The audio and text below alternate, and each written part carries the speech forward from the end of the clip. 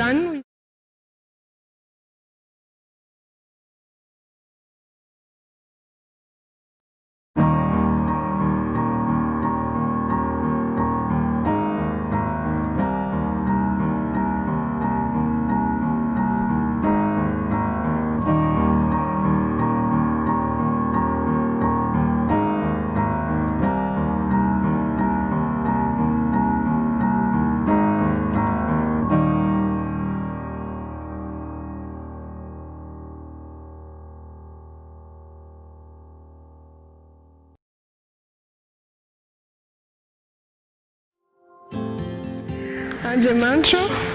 Andriamanitra ianao, mitady anao fatratra aho, mangetaeta anao fanahiko, maniry anao ny nofoko.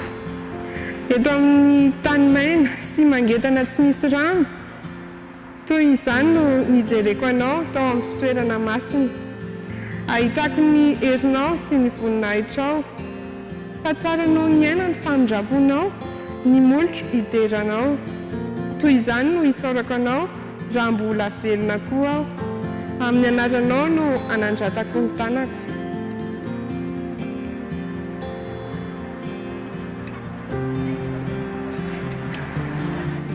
Mbola faly miarahaba-tsika indray izahay eto amin'ny fiangonana Emasetel amin'ity sabata maraina ity.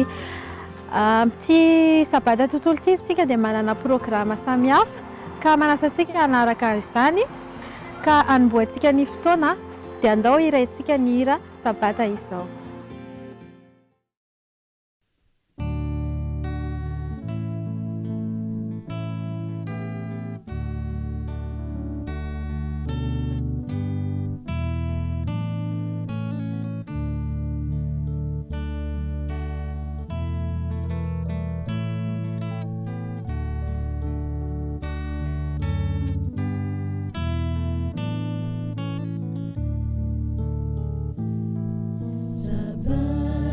Izao fitsarana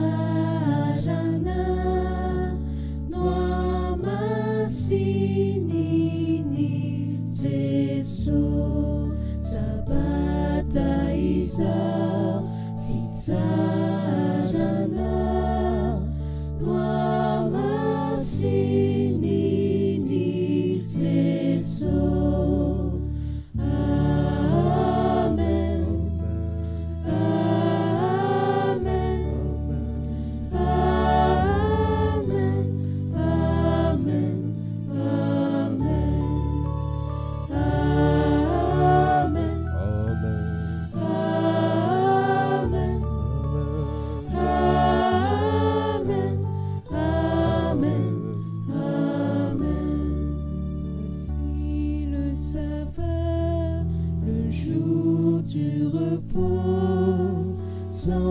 Sanctifié par notre Dieu, voici le sabbat, le jour du repos, sanctifié par notre Dieu.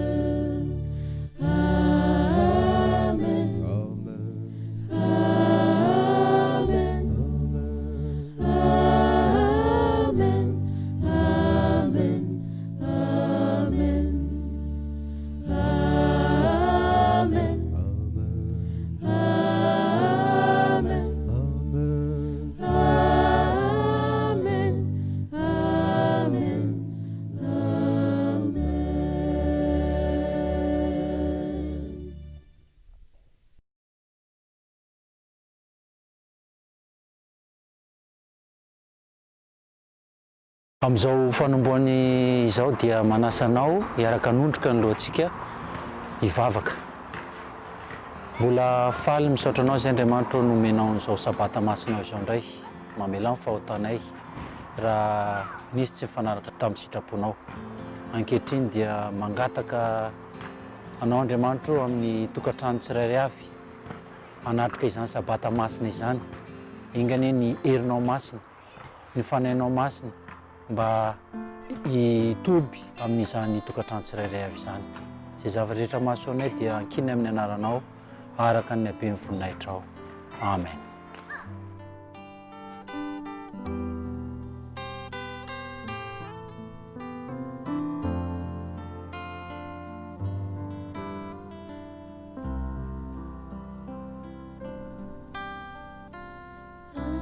ray nomeny tompo andro tokana tsy miova no amasininy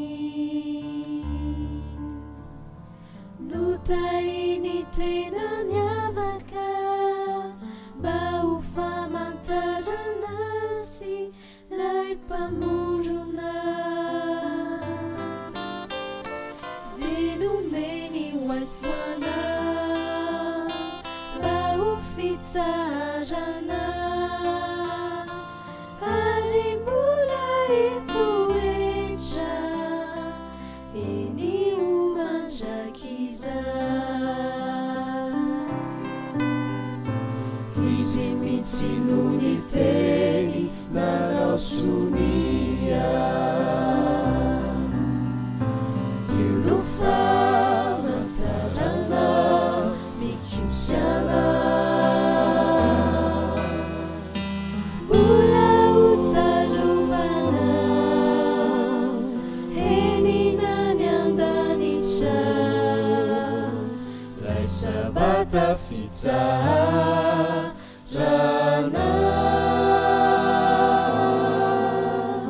tsy miova faritra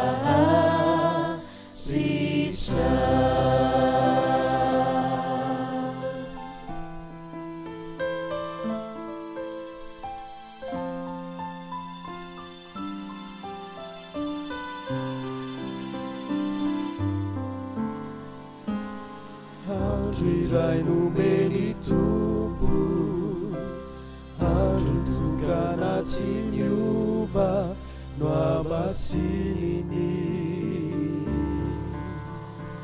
notainy tena miavaka mba ho famantarana azy lay mpamorona de nomeny hoasoana mba ho fitsarana ary mbola hitoetra eny ho mandrakiza izy mitsy no ny teny nanao sonia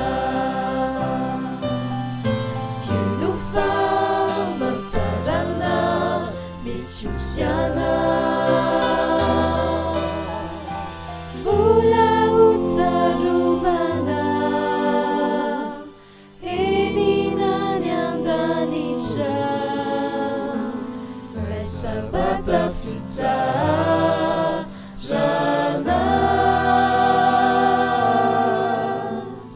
tsy miova faritra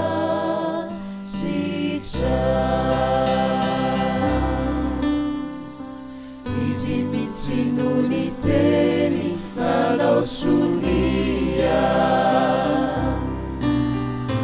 io no famantarana mikosiana mbola hotsarovana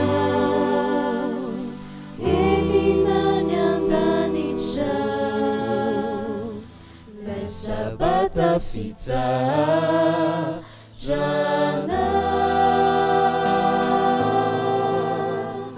tsy miova faritra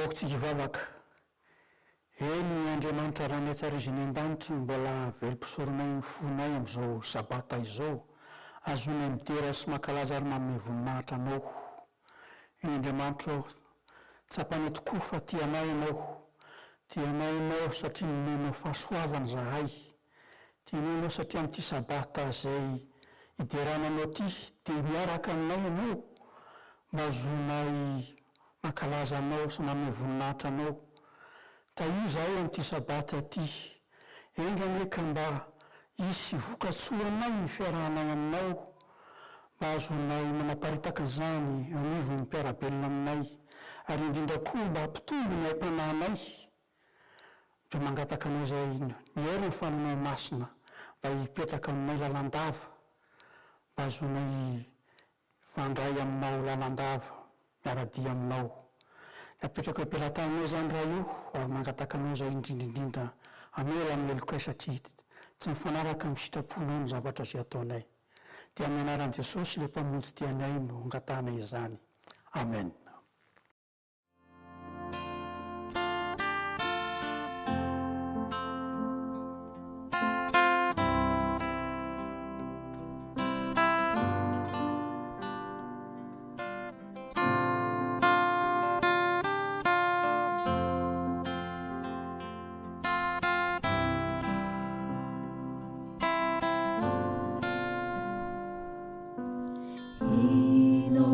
Ce lieu de ta présence, nous avons besoin de toi. Inonde ce lieu de ta présence, nous avons besoin de toi. Viens, Esprit de révélation, souffle sur nous, souffle sur nous. Viens, Esprit de révélation, souffle sur nous, souffle sur nous. Inonde ce lieu de ta présence, nous avons besoin de toi. Inonde ce lieu de ta présence, nous avons besoin de toi.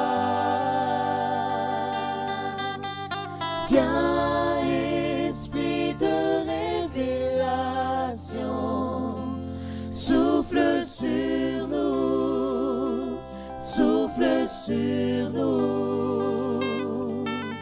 Viens, Esprit de révélation, souffle sur nous, souffle sur nous. Nous avons besoin de toi en cet instant.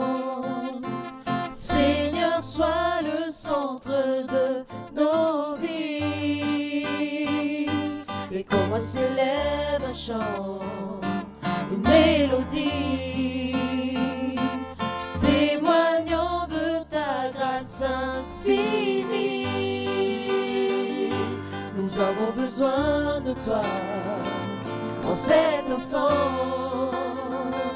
Seigneur, sois le centre de nos vies.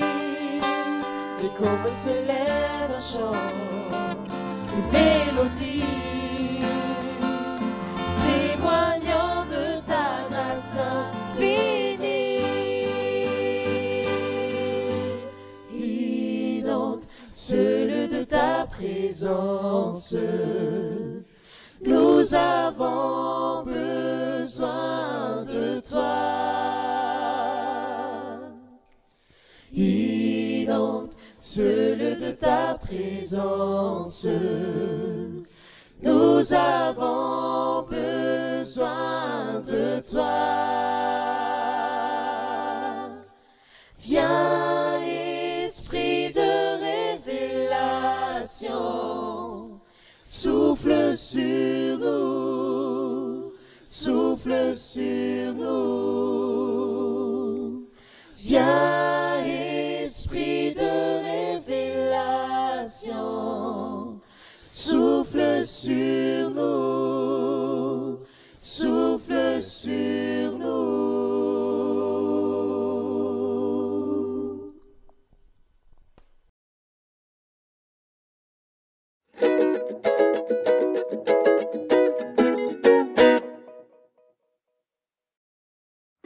Bonjour les enfants, bonjour Lia. Bonjour les enfants.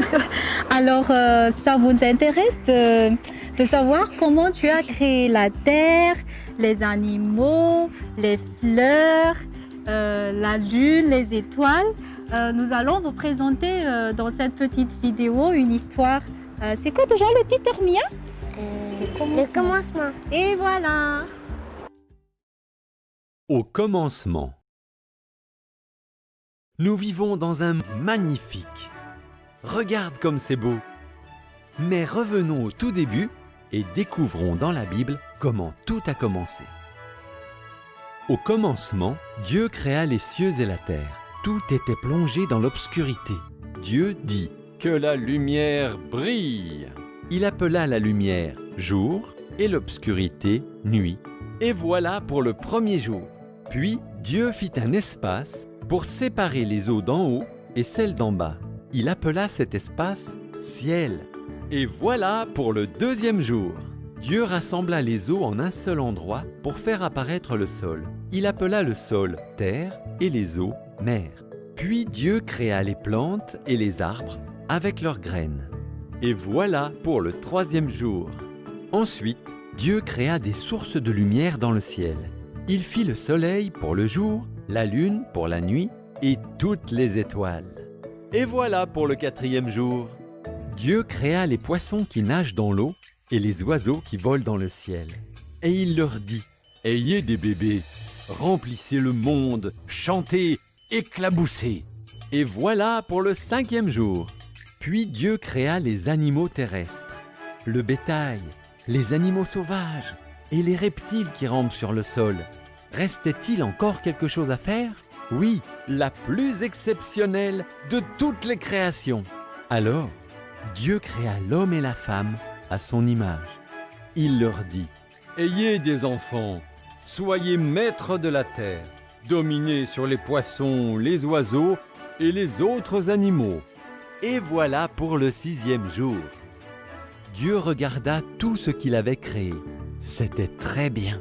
Alors, le septième jour, Dieu se reposa et décida que ce serait désormais un jour spécial qui lui serait réservé.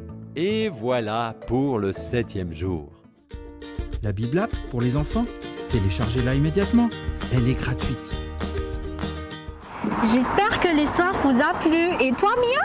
Oui! Merci les enfants et bon sabbat! Bon sabbat! Au revoir! Au revoir!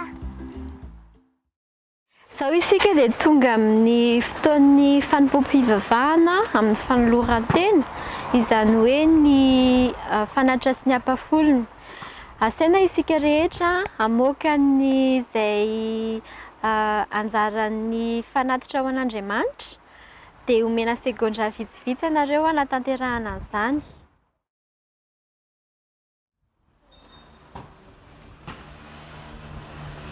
Rehefa vita izany dia andaontsika handeha hiaraka mamaky teny ao amin'ny Malaki toko 7:10. Malaki toko 7:10 izay mivaky toy izao amin'ny anaran'i Jesosy. Entinareo ny fahafolo-karena rehetra ho amin'ny trano firaketako mba hasian-kanina ao an-tranoko ary izaho toetra amin'izany aho Jehovah, tompony maro, raha tsy ovahako ny varavaran'ny lanitra ho anareo ka ampidinako fitahinana manana ambiampy ho anareo. Izao zany dia manao anso Andriamanitra amintsika.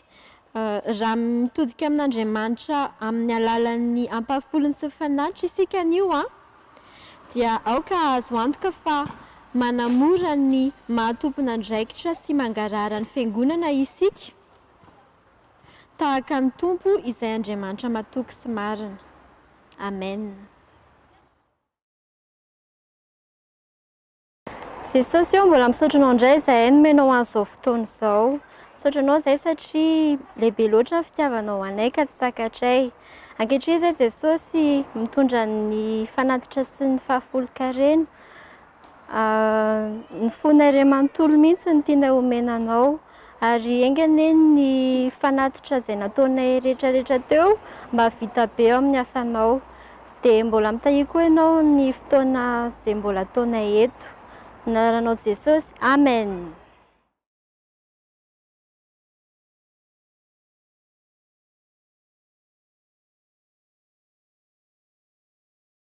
Mialoha indrindra ny andrenesantsika ny tenin'Andriamanitra izay hoentiny avy amin'ny alalan'ny mpanompony dia manasanao mba hanokatra ny baibolinao ka hijery izay voasoratra ao amin'ny boky Isaia 7:20 ny 7:17 sy 4:20. Isaia 7:20 ny 7:17 sy ny 4:20. Rehefa hita zany dia ovakitsika amin'ny anaran'i Jesosy. Raha miaro ny tongotrao amin'ny sabaty ianao ka tsy manao izay tianao amin'ny androko masina ary manao ny sabata hoe fafinaretana ary no hamasian'i Jehova ho mendrika ho hajaina ka manome voninahitra azy ary tsy mandeha amin'ny lalanao na manao izay tianao na miteniteny foana dia iravoravo amin'i Jehova ianao ary arasandratro ao amin'ny avonany tany ianao sy ho fahanako amin'ny lovan'i Jakoba rainao. Fa ny vavan'i Jehova no efa niteny. Amen. Ho tahinana izany teny izany mba hitondra soa ho antsika.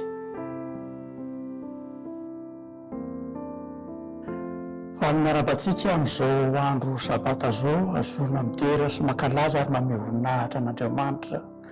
Misaotra azy tsika satria mbola nomeny aina azona fandray amin'ny alalan'ity vidéo ity isika rehetra dia nazy ny dea sy laza ary voninahitra. Eny andro sabata androany, andro fety ny famoronana. Matetika isika tsy dia mahatsakatra loatra amin'ilay izy kanefa tsara fantarina ihany zany mazava-dehibe ny andro sabata. Tsy tanisa ny famoronana ao, tsy tanisa ny zavatra voalaza amin'ny Genesis, fa kosa ny zavatra tiako foritana eto dia momba ny reo mpamorona, Andriamanitra Ray, Andriamanitra Zanaka ary Andriamanitra Fanahy. Zava-dehibe nisindreo Andriamanitra telo iray ireo. Ny voalohany dia Andriamanitra Ray izay mamolavola ny mpiranona, izy ny mandahatra zao tokony atao amin'ny famoronana zao. Ohatra izy no milaza hoe andeotsika ny planina voalohany dia ataotsika aloha ny fahazavana dia manaraka ny abakabaka dia ataotsika manaraka ny lanitra sy ny tany etsetraetsetra. Dia avy eo manaraka izany Andriamanitra Zanaka izay manatanteraka n'izany planina izany. Izy no miteny hoe misy mazava, izy no miteny hoe misy abakabaka, izy no miteny hoe misy hazo maniry, izy no miteny hoe misy biby etsetraetsetra.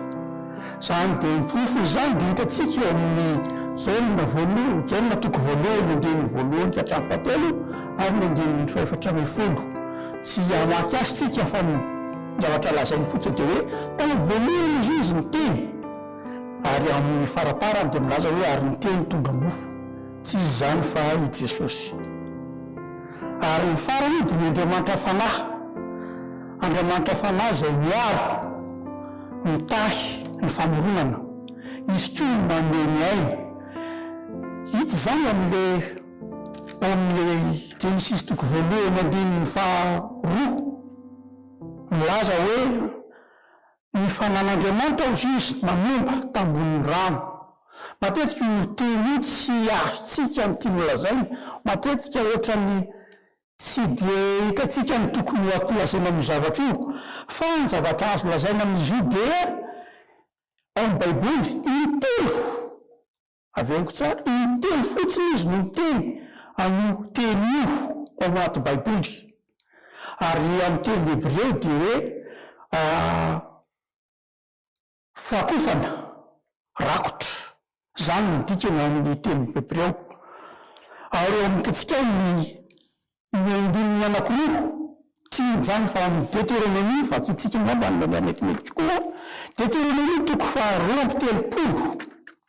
Deutéronomie toko faharoa amby telopolo andininy faraka ambe folo dia izy izy ato hoe toy ny voro mahery manaitra ny amin'ny akaniny dia maniditsidina eo amboniny zanany io maniditsidina io dia mitovy am'le hoe mamomba dia ny anankiray farany dia ny Jérémie toko fa 20 Jérémie toko fa 20 nandininy fa 5 dia zao ny voalaza ny amin'ireo mpaminany mitsamina ato anatitry ny foko mangozoizo ny tolako rehetra iteny hoe mangozoizo io milaza aminy koa hoe magnomba koa ny dikany ka raha fitina dia zao aby ny tia milazaina amin'izany zavatra zany le fanazana dia miaro araka ny voalazako teo hoe teny hebreo milaza hoe rakofa ary amitentsika amin'ny teny malagasy izy dia hoe rakofana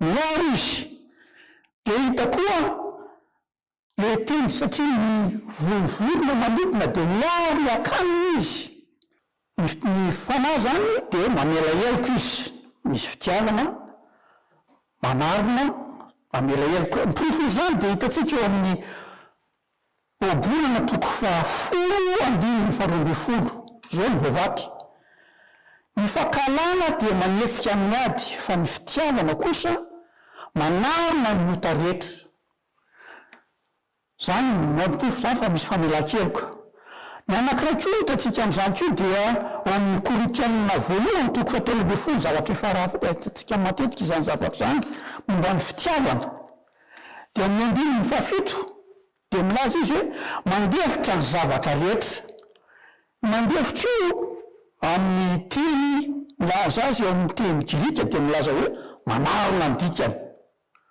zay zany ny heviny Andriamanitra zany namolavola Jesosy zany ny miteny ary ny fanahy zany manome fitiavana manarona ary mamela heloka ary ny farany famoronana zay zava-dehibe koa ao amintsika dia milaza izy fa hoe miteny Andriamanitra andetsika izy izy farany famoronana zany andetsika izy izy andeha amorona olona tahaka atsika tahaka ny endritsika zany dia hitatsika eo amin'ny toko voalohany amin'ny Jenesisy 5:20 ary Andriamanitra nahary ny olona tahaka ny endriny tahaka ny endrika Andriamanitra ary namorona azy izy lasy vavy namorona ny azy zay ny voalaza eo amin'ny toko voalohany 5:20 ary ny 9:30 rehefa avy namorona ny rehetrarehetra izy zany namorona ny olombelona dia zao ny zavatra voalaza ary hitan'Andriamanitra izay rehetra nataony arivo tsara indrindra dia nisy ariva nisy maraina andro fahenina tsara indrindra matoa izy ny tena hoe tsara indrindra io zany dia milaza fa faratapony ny famoronana ny tsara indrindra araka ny voalaza dia raha ohatra ka zoina tsara ny zavatra lazainy tsara Andriamanitra nahary ny rehetra izy izy zay rehetra nataony ary io tsara indrindra zany dikan'izany zany tsisy tsoy zany zavatra fonony vitakeo raha ohatra ka tena zoina ny zavatra lazainy kanefa raha ohatritsika ka miditra amin'ny toko 2:1 dia hozy izy hoe dia vita ny lanitra sy ny tany zay rehetra ho aminy laza tsara zany fa tapitra zany ny famoronana nefa zao ny am'javolazana amin'ny 2 ary tamin'ny andro 7 dia vita n'Andriamanitra ny asa nataony ary dia nitsahatra izy tamin'ny andro 7 izy tamin'ny asany rehetra zay efa nataony raha ohatra ka jerena tsara donina tsara ny zavatra lazainy ohatra mbola namorona indray izy eto namorona ny andro 7 izy ary tena evo tena vita tanteraka ny famoronana ny firininy zany ny zavaboary nandritry ny herinandro ary ny andro 7 mbola ny firininy kio zay le andro sabata araky ny fahitantsika azy dia voalaza ny 9:3 amin'ny toko 2 ary Andriamanitra nahita nitahy ny andro 7 ary namasina azy satria tamin'izany ny tsara Andriamanitra tamin'ny asany rehetra zay ny fruit tamin'ny nanaovany azy. Misy zavatra anankitelo mivoaka eto amin'ny zavatra nosoitany. Ny zavatra voalohany dia nitsahatra izy tamin'ny asany rehetra, vita ny asan'Andriamanitra. Ary Andriamanitra nitahy ny andro fahafito. Marina tona fa ny andro fahafito eto raha ohatra ka vakina ny andininy voalohany ka hatramin'ny fahatelo miveriny telo. Ary rahantsika malala fa rehefa miveriny telo dia milaza fa an'Andriamanitra zany zavatra zany. Fatatsika moa zany raha ohatra ka jerena ao anatin'ny boky ny Isaia ohatra dia milaza ao amin'ny toko fahaenina andiny fahatelo, masina miveriny telo. Voatokana ho an'Andriamanitra zany zavatra zany. Ary eto zany raha miveriny telo hoe andro fahafito zay men'Andriamanitra ho atsika. Andro fahafito zay men'Andriamanitra ray, andro fahafito zay men'Andriamanitra zanaka, ary andro fahafito zay men'Andriamanitra fanahy ho atsika izany zavatra zany. Ary zay vao tena vita tsara ny asany rehetra. Dia zavatra anankiray koa hitantsika amin'ny zavatra lazainy eto amin'ny toko faharoa andiny voalohany ka hatramin'ny fahatelo miveriny indroa. Ie, zay vao vita tsara ny asany rehetra. Miveriny indroa, ary rehefa mameriny indroa izy dikany amin'ny baiboly zany zavatra zany amin'ny zareo Hebreo.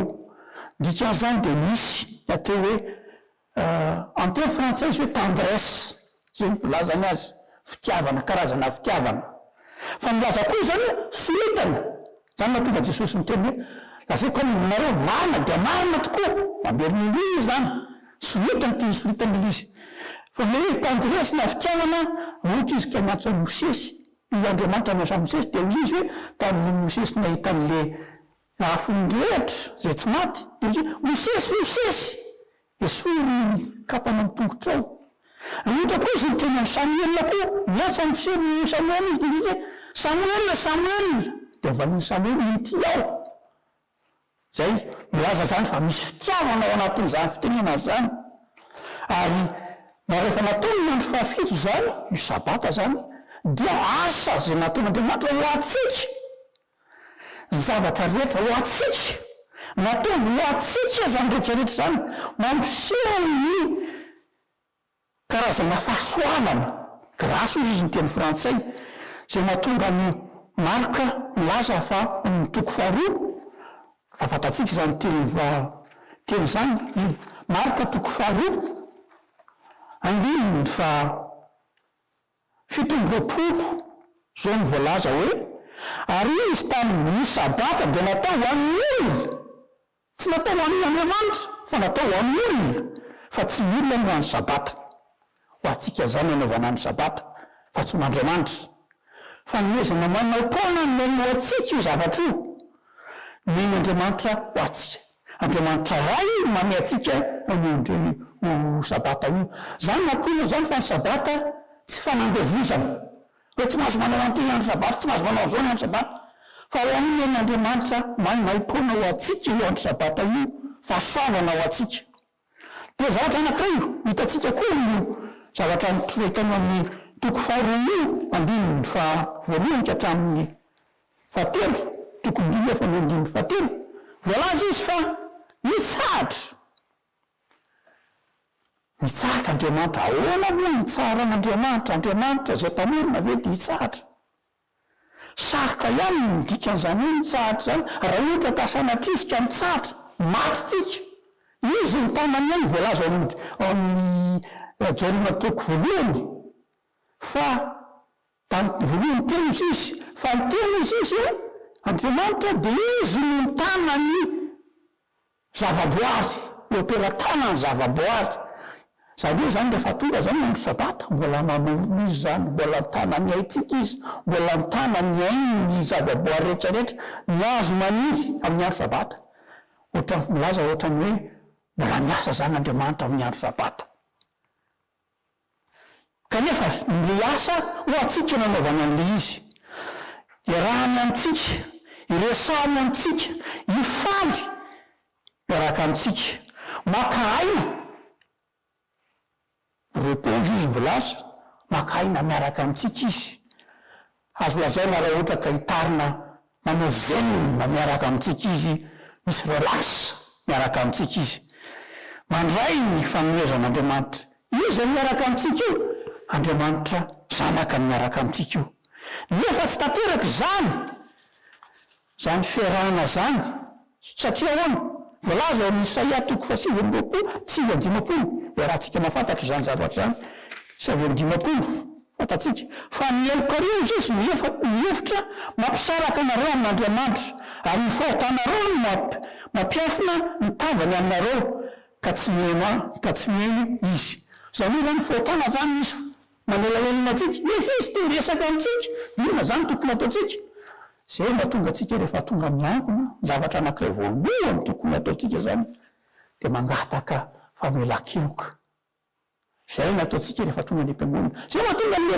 zay voalazako tamintsika voalohany le fanahy zany tamin'izy mamelo de fa miomana amela heloka izy zany na de mbola tsy mity zany de fa miomana amela heloka atsika izy zany ary zava-dehibe ho atsika zany zavatra mameo fo ny fitiavana mameo ny fahatsarana zany resaka zany de tsy vita zany fa voalaza amin'ny toko fa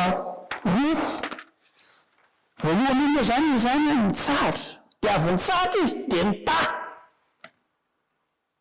maneo teraka fifaliana zany zavatra zany famokarana fanaova-tsoa izy no miasa mba izy voka-tsoa ho atsika zany zavatra zany ny voka-tsoa ho atsika dia ny famorapolo manenina tsy ny tany ny famorapolo zay aminy atsika ny fahasoavana zay mena atsika zay ny dikany ny ta atsika izy de manaraka an'izany de nanamasina koa izy nanamasina izy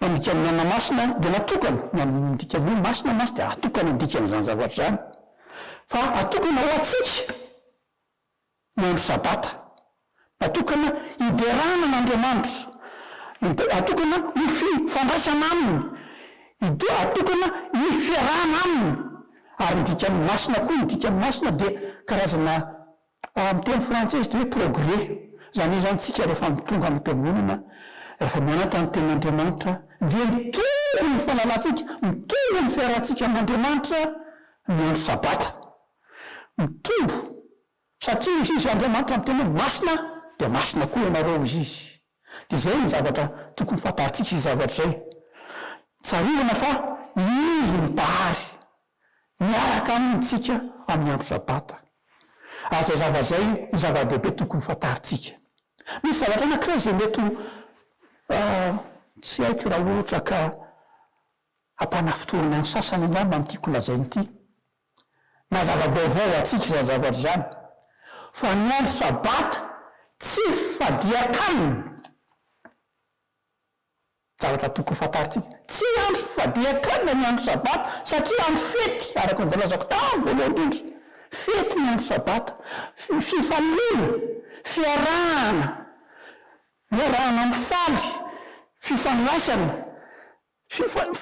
famokarana fanaova-tsoa zany zavatra zany no atao amin'ny andro sabata ahoana amin'ny andro sabata lasa manjobona lasa hoe fanetetena mety mivadika ranomaso zany zavatra zany tsy zany ny andro sabata fa fifaliana fiarahana amin'Andriamanitra zay mahatonga atsika zay mahatonga raha ohatra ka zoriana ara-dalàna tsy fifadiakanina ny andro sabata fa fifaliana miaraka amin'Andriamanitra dikan'izany zany rehefa tsy mifadianina zany de inona natao mifaly misakafo lasa miara misakafo eto misy teny anankiray izay voalaza eo amin'ny Isaia toko fa 9:4 fa izao no lazainy Jehova ny aminoka izay mitandrina ny sabatako sy mifidy izay sitrako ary mitana ny fanekeko minoko moa zany minoko milaza ny dikan'izany amin'ny teny frantsay zay mitandrina ny sabata ary mitana ny fanekeko soritako manokana eto ty fanekena ity rehefa misy zavatra fanekena rehefa misy olona zavatra fanirahana amin'ny olona zany na amin'Andriamanitra amin'zareo jiosy ny hebreo rehefa misy zavatra fanarahana fanekena dia misy sakafo irahana miomana. Rehefa zany asehoko atsika dia amin'ny ohatra Salamia amin'ny Genesis toko fahaenina amby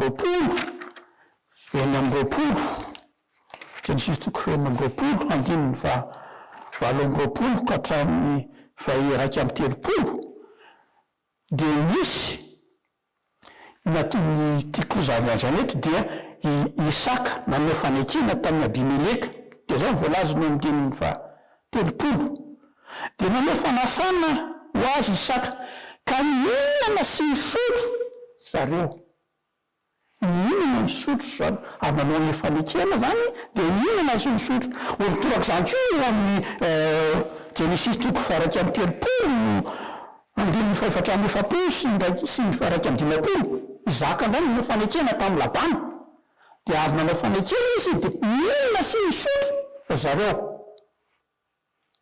Dikan'izany afaka manao fanekena zany dia mihinana sy misotro. Ary farany izay vakitsika dia ny Exodosy toko faha-efatra amby roapolo. Exodosy toko faha-efatra amby roapolo dia zao voalaza ny andininy fahaenina fahafito dia naka ny boky ny fanekena izy Mosesy zany dia nanaky ny teny tena trenin'ny olona. Dia mindiny favalo iny raha ny fanekena zay nataon'i Jehova tanareo amin'izany teny rehetra zany. Dia iny mindiny vaika amby folo ary tsy naniditra ny tanany tambe lehibe zanak'Israely izy fa nahita n'Andriamanitra izy ireo ary mihinana sy misotro. Zay zany fanao fanekena dia misakafo. Ary marina zany rehefa ohatritsika ka mamonjy mariazy na ohatran'izany rehefa fety dia misakafo fa tsy mifady aminy ka zava-dehibe ataotsika izany zavatra zany ary zay mahafinaritra amin'ny fiangonana maromaro zay hitako anisan'izany ny masetelina rehefa tapitra mitompivavahana dia manao miara-misakafo manao potiloka fa zavatra tsy fantatra fotsiny ny tsy fantany dia tsy fantatsika mantsy ny tiako zany dia matetika rehefa misakafo miara-misakafo dia manao fanekena n'Andriamanitsika rehefa miara-misakafo.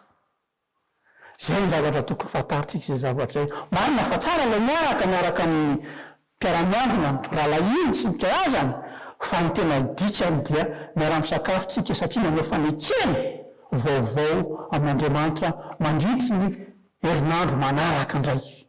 Dia azadiny zay zavatra zay fa le fanekena zany teritazonitsika mandritry ny herinandro rehefa vita ny sabata. Amin'ny androanandro sabata zany tsika manao fanekena dia tazonitsika mandritry ny herinandro. Fanekena miaraka amin'Andriamanitra, fanekena milaza fa min'Andriamanitra fahasoavatsika, fanekena milaza fa Andriamanitra tiatsika, ny fanekena dia mpanavitra atsika, fanekena dia milaza fa manome voka-tsoa atsika izy. Azany voka-tsoa zay miarahana amintsika zany tokony tazonitsika zany zavatra zany. Fanekena koa milaza fa manela ny helotsika izy. Zany zavatra zany tokony tazonitsika amin'ny sabata iny dia rahantsika mizara entina mandritry ny herinandro. Zava-dehibe atsika zany ny sabata ary zavatra tokony tsapatsika fa tsika mbola zava-boarin'Andriamanitra. Mila ny fandrahoan'Andriamanitra zany tsika. Mila manao fanekena amintsika. Ary aranarana koa azy dia misy fanantenana zay men'Andriamanitra ny voalaza amin'ny tenin'Andriamanitra amin'ny Baiboly. Hitatsika amin'ny Apokalipsa toko faha-sivy amby folo andininy fahafito.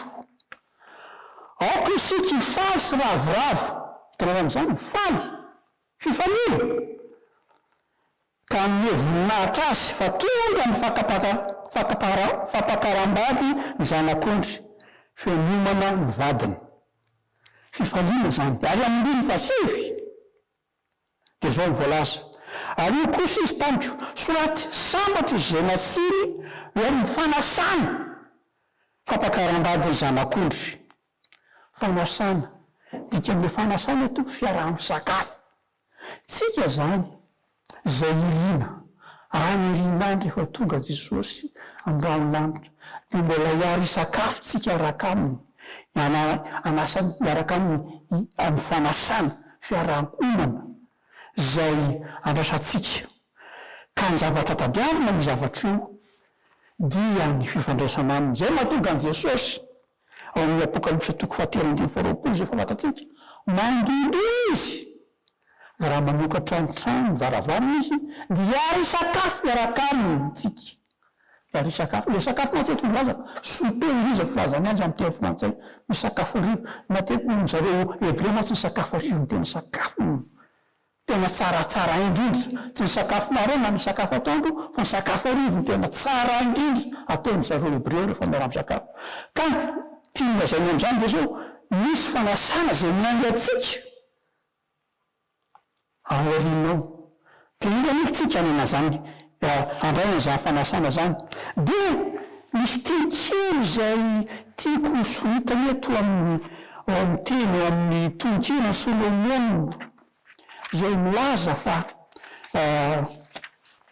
amin'ny Jesosy mandondona ambaravarana iny de zao ny voalaza amin'ny tonkina Solomon toko faharoa natory any izy nefa natsiaro ihany ny foko injay ny feony malalako zay mandondona ka manao voay aho raha avako izy izy apakarotro ny voro malalako alay ay tsy misy kiliema voay aho dika mety voay aho mandondona fa mafy be mandondona mafy izy eto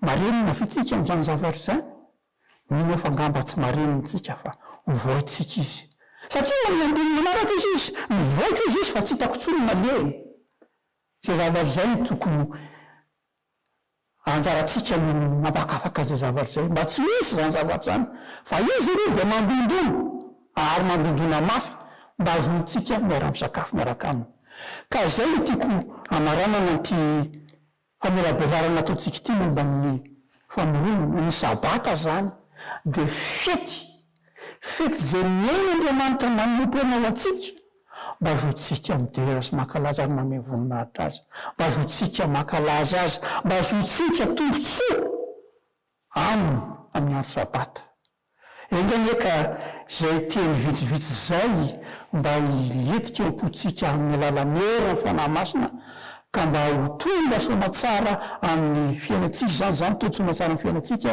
ka andraisatsika le voninahitra le fanantenana zay miandry atsika amin'ny fiainana mandrakizay amen.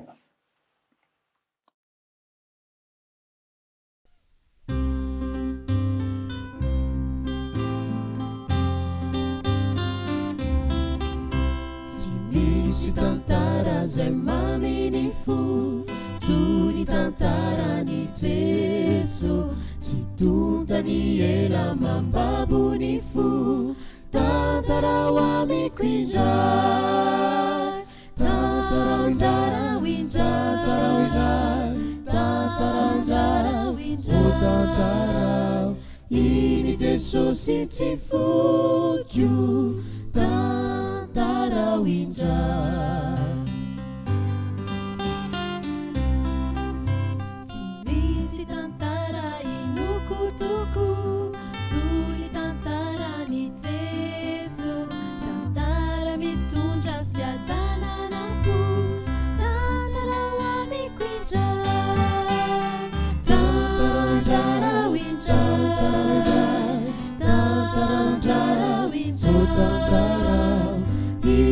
Jesosy tsy fokio tantara ho indray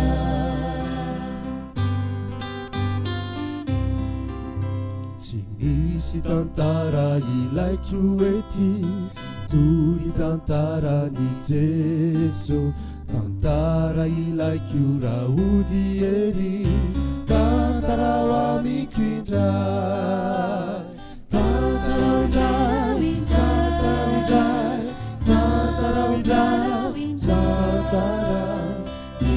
Jesosy tsy fokio tantara ho indray tantara ho indray tantara iny Jesosy tsy fokio tantara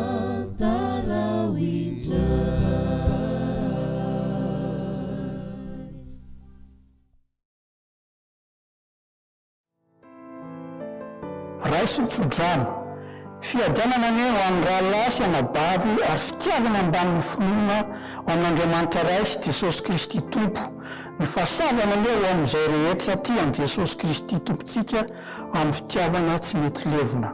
Amen.